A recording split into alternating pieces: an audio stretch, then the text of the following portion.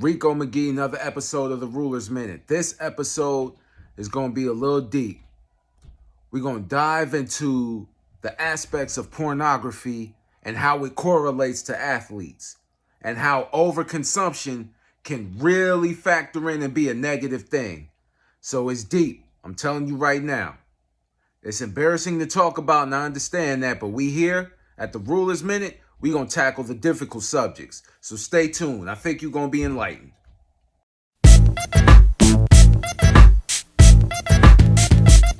My name's Rico McGee. This is Xavier Spencer. He is a marriage and family therapist, specializing in a very topic that doesn't get a lot of discussion because people may find it embarrassing. But we here at the Ruler's Minute, we're gonna take it to the forefront and we're gonna discuss it head on. So, Mr. Xavier Spencer, how you doing?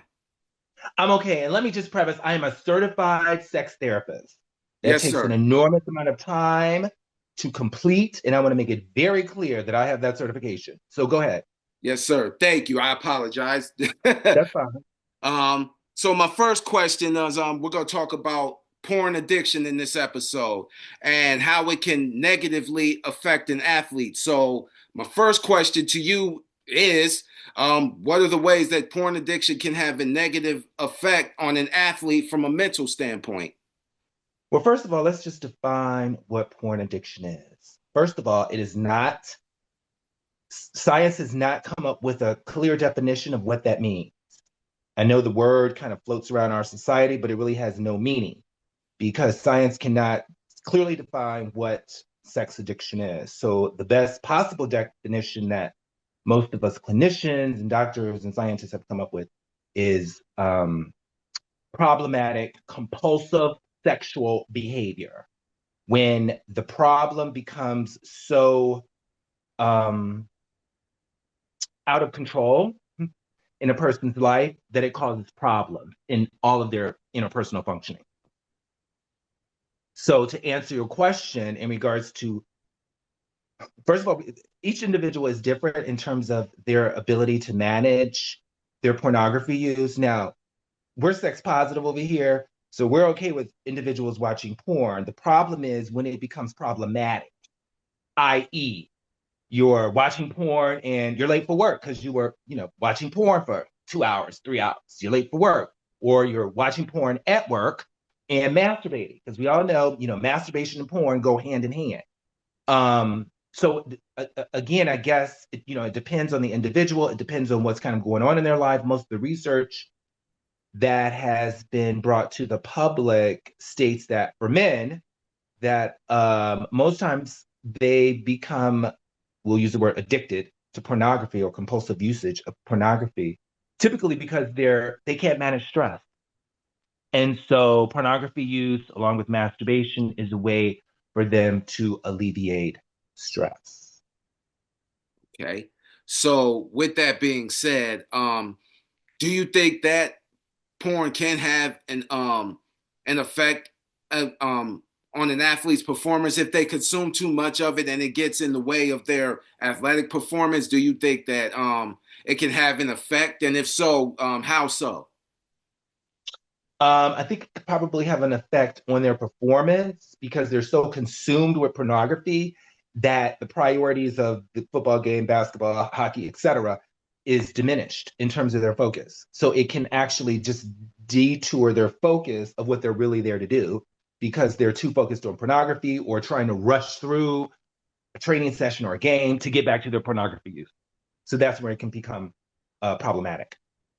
Okay. And next question would be, what are some of your methods, or what would you suggest to help somebody overcome over consumption of pornography if it gets to a point where it's just completely in the way and it's just affecting everything? What do you suggest are some ways to help overcome that?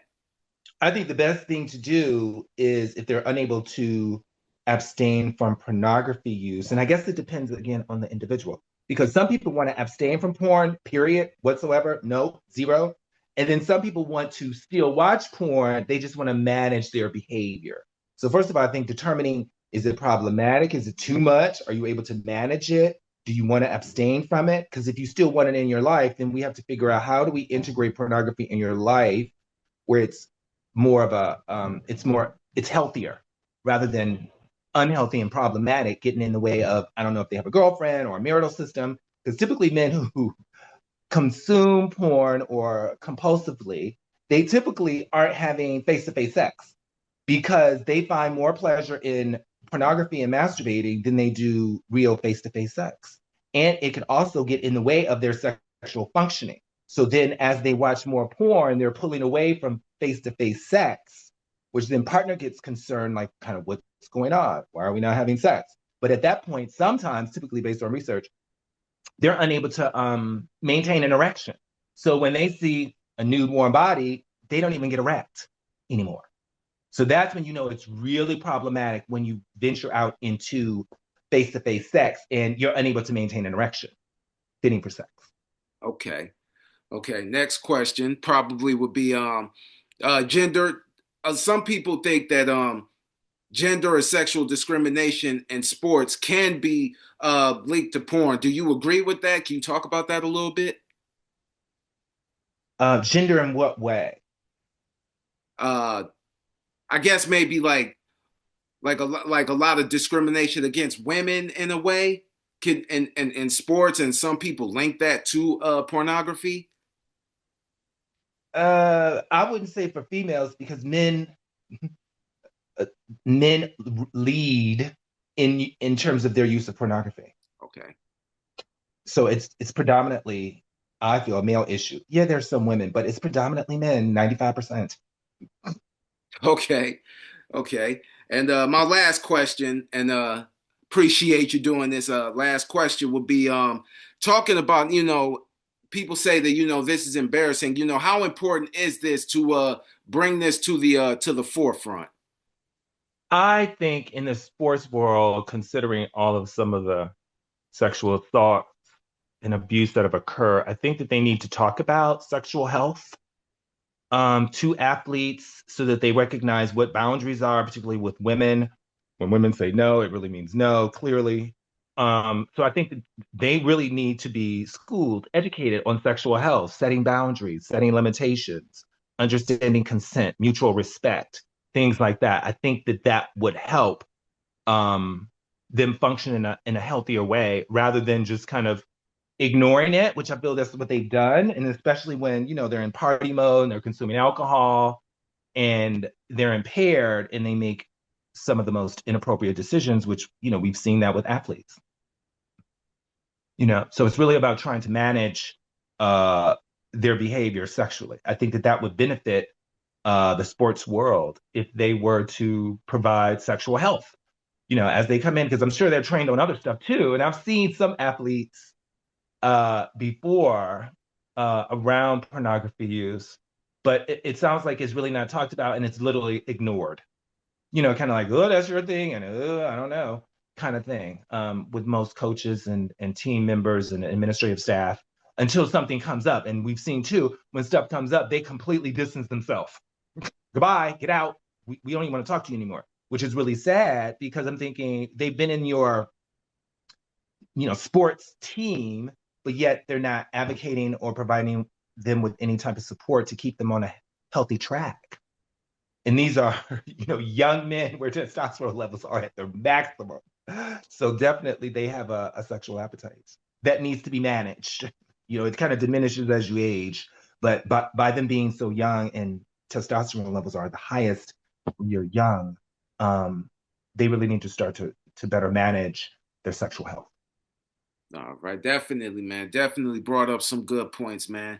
Xavier Spencer, thank you so much for joining the show, man. I really appreciate it. Can you tell the people, my audience, where they can find you if they're interested in therapy? Yes. My office, you can Google me, Xavier-Spencer.com on the internet. My phone number is 216-395-7144. You can call and schedule an appointment. I have one office in the East Side in University Heights, and I also have an office on the West Side in Strongsville. So I can be reached anytime for a consult. at that location and Okay. with that name. I'm sorry. Are you available through virtual, like FaceTime or Oh anything? yeah, I do face-to-face and virtual appointments. Yes. Okay. Bet, big bet. Thank you so much. Ladies and gentlemen, this is Xavier Spencer. I'm Rico McGee. This has been the Ruler's Minute, and as always, we'll see you in a minute. Thank you.